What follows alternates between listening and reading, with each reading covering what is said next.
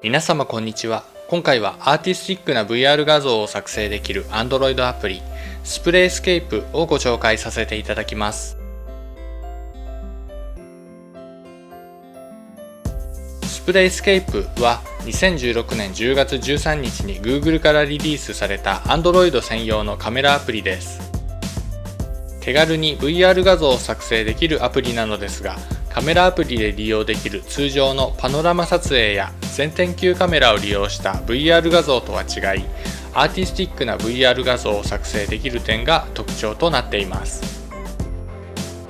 スプレイスケープの使い方はとても簡単です。アプリを起動して画面をタッチしたり、タッチしたまま Android の向きを変えたりすることで、まるでスプレーを塗っているかのようにタッチしている部分の周辺が撮影されていきます。スプレイスケープは Android に搭載されているジャイロスコープセンサーを利用しているので、Android の向きを変えるとそれに合わせて画面の中の向きも変わります。撮影は全体的に行う必要はなく、ポイント的に撮影したり上書きしたりなど様々に行うことが可能です。撮影が終わったら画面下のチェックマークをタッチします。すると撮影した画像が VR 画像として合成され、端末に保存されつつそのまま SNS などで共有できるようになります。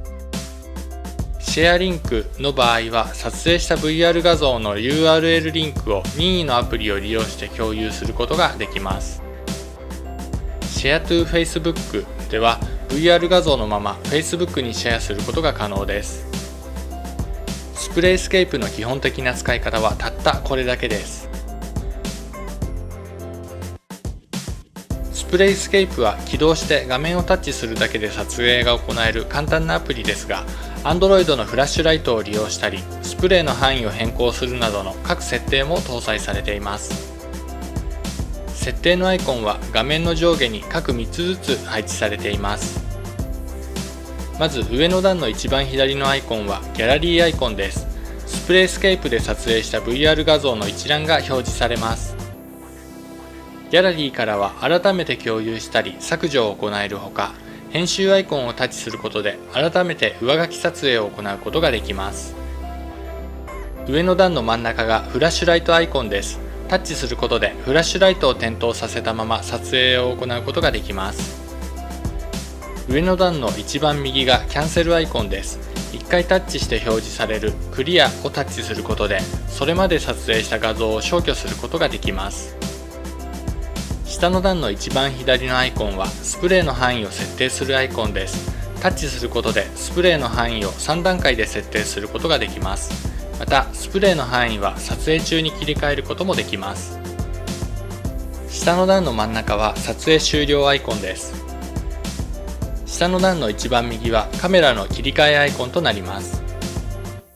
背面のカメラで撮影している時にタッチすると前面のカメラに切り替わるのですが、同じ画面上にスプレー撮影を行うことができるので、背面と前面のカメラで撮影する画像を混在させることができるわけです。このようにスプレースケープはスプレーの範囲を変更したり、カメラを切り替えながら撮影することでアーティスティックな VR 画像を作成することができます。いろいろな被写体を撮影するなど、ぜひ遊んでみてください。以上、アーティスティックな VR 画像を作成できる Android アプリスプレイスケープのご紹介でした。